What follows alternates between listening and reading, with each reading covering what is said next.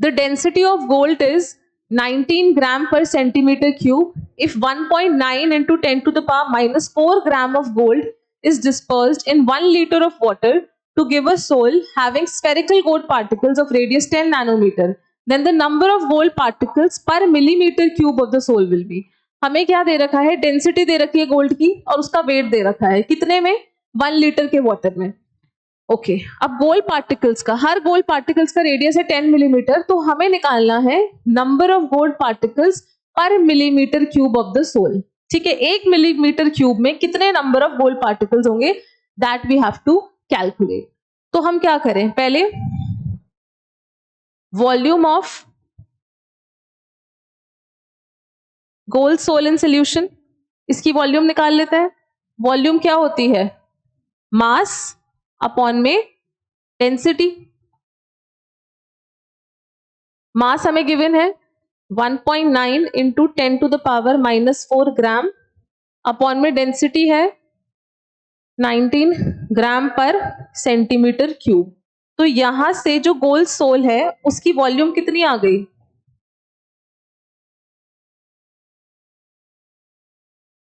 ये आ गई हमारे पास 10 to the power minus 5 centimetre cube.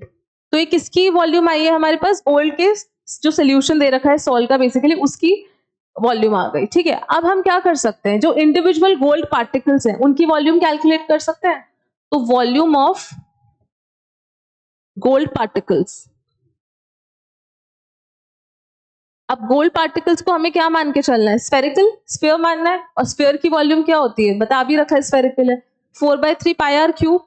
तो यहां से 4/3 पाई आर क्यूब, 4/3 इंटू 22/7 और रेडियस हमें कितना दे रखा है 10 नैनोमीटर. अब क्योंकि हम वॉल्यूम सेंटीमीटर क्यूब में निकालना है तो बेटर है हम इस नैनोमीटर को सेंटीमीटर में चेंज कर लें.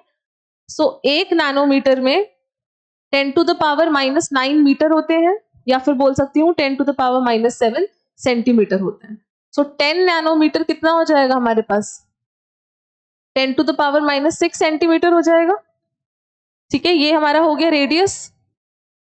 यहां पुट करती हूं 10 to the power minus 6 centimetre का क्यूब. तो ये कितना आ गया हमारे पास, 88/21 into 10 to the power minus 6 centimetre cube.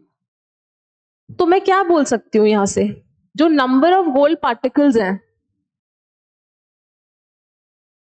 Number of gold particles किसके इक्वल आ जाएंगे, volume of gold sol solution upon में जो वॉल्यूम है ईच गोल्ड पार्टिकल की, volume of each gold particle.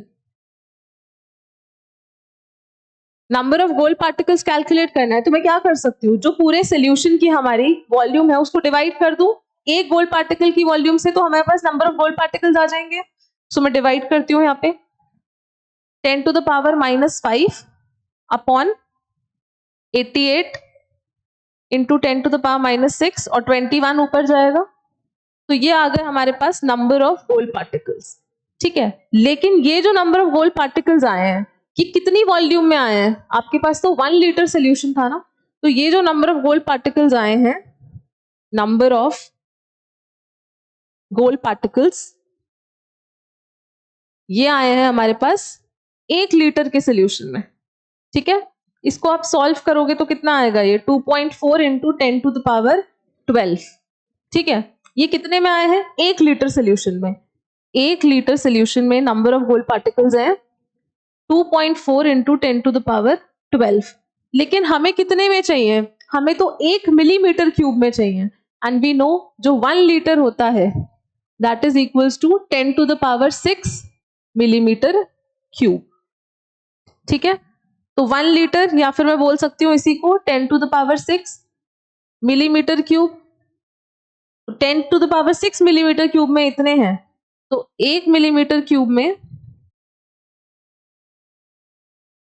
कितने हो जाएंगे, 2.4 into 10 to the power 12 upon 10 to the power 6. तो ये सॉल्व करेंगे तो कितना आएगा, 2.4 into 10 to the power 6 number of gold particles. Option number C.